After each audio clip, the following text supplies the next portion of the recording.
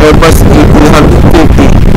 Hi guys, welcome back to the CATHAY PACIFIC UPDATE channel here with me, Roberto Marco Ignacio, and my friend from Toronto, Austin Hui. And today we will be talking about a CATHAY Pacific Airbus A350-1000 that flew to Xiamen this morning.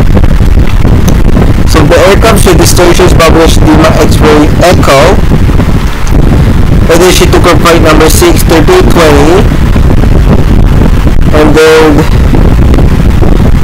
she had a gauge circle distance of 596 kilometers, offshore 5.1 hour and 3 minutes, and a top of 70 degrees as you can see here. Excuse me.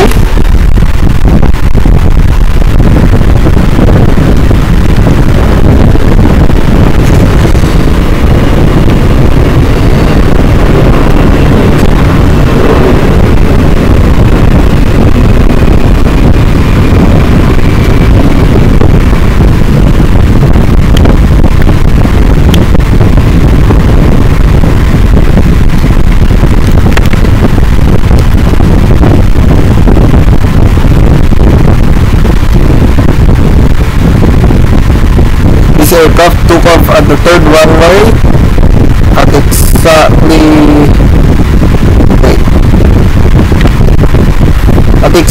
5:21 in the morning.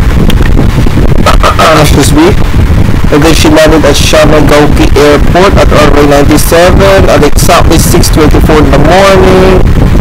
And then she's currently on the maintenance team in HAECO Xiamen. And I hope her fellow aircraft Bangladeshi Master Delta will return, as she's the third Airbus A350-1000 to fly to Xiamen. So for the it's this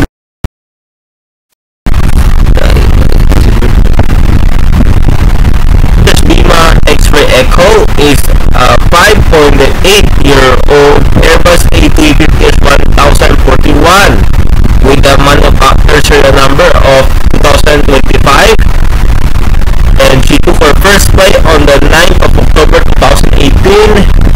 That's registration of Foxtrot as Whiskey Zulu November Lima, and then she got delivered on the 30th of October in the same year with the configuration of Charlie 46 Whiskey 32 Yankee 256, and she's powered by two Rolls-Royce Trent XWB-97 jet engines and a head code of 789,217, and then she landed in Hong Kong the following day on the 31st of October on the same day.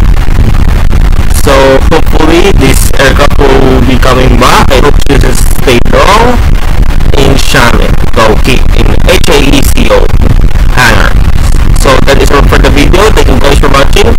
Hope to see you guys in the next update, and don't forget to hit the subscribe button down below as well as the bell icon next to it. All by me, Roberto, and my